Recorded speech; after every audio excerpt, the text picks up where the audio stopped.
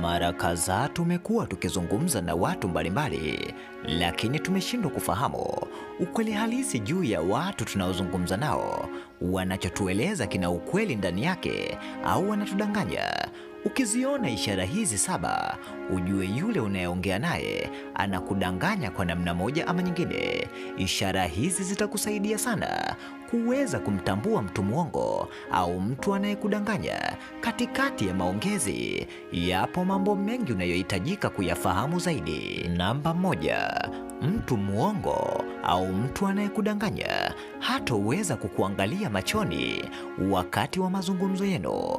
Utakapoiona ishara hiyo, basi moja kwa moja aminia kwamba mtu huyo anakuonyesha ishara ya udanganyifu katikati ya mazungumzo yake. Namba 2, watu wote waongo katikati ya mazungumzo yao utawaona wakiwa wanajishikashika sehemu mbalimbali za viungo vya miili yao. Mara zote utawaona wakiwa wanashika pua zao huku wakijikuna katikati ya maongezi. Utakapomwona mtu anasuasua, anajishika katika maungo yake, basi aminia kwamba mtu huyo anakuonyesha ishara ya udanganyifu katikati ya mazungumzo anayokuambia kwa kipindi hicho. Ni dhahiri wazi ya kwamba watu waongo hawawezi kujificha kutokana na ishara hizi zitakazokushangaza kwa namna moja ama nyingine. Namba 3, wale watu wote waongo au wale watu wadanganyifu mara zote utawaona wakiwa wanapiga magoti au kukohoa mara kwa mara. Hiyo ni ishara mojawapo ya mtu mdanganyifu.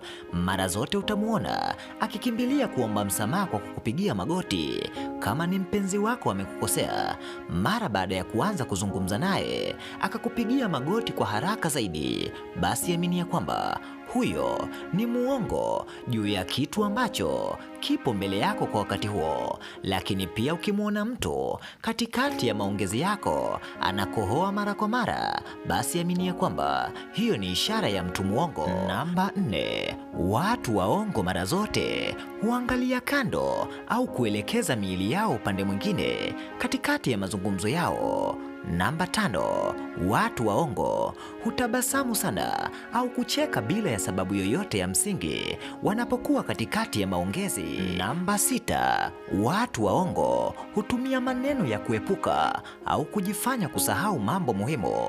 Mara zote watajifanya wamesahau kile kitu ambacho ni muhimu sana katikati ya maongezi. Ukiiona ishara hiyo, moja kwa moja aminia kwamba mtu unayeongea naye anakudanganya.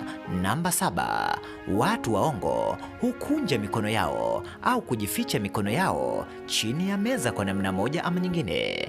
Utakapokuwa unaongea na mtu mkiwa mmekaa, kama kuna meza, basi utamuona mtu huyo akificha mikono yake chini ya meza au kukosa kabisa umakini wa kutuliza mwili wake kwa namna moja ama nyingine. Ni dhahiri wazi ya kwamba watu waongo mara zote utawaona wakiwa wanachezesha miguu yao pindi wanapokuwa wamekaa chini. Ukiiona ishara hiyo, basi aminia kwamba unayezungumza naye ni muongo na anakudanganya juu ya kile anachokizungumza. Namba 8, mtu muongo huwa anashindwa kupata maelezo ya kina juu ya kitu anachokizungumza. Endapo ukimuuliza swali juu ya kitu anachokizungumza, basi ni dhahiri wazi ya kwamba atakosa maelezo ya kina juu ya majibu atakayokupatia kuhusiana na jambo analozungumza.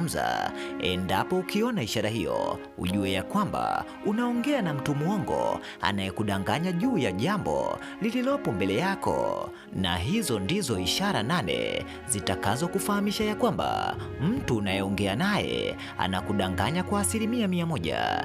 Yapo mambo mengi unayohitajika kuyafahamu zaidi. Ukweli halisi kuhusiana na watu waongo, mara zote huwa hawapendi kukutana uso kwa uso.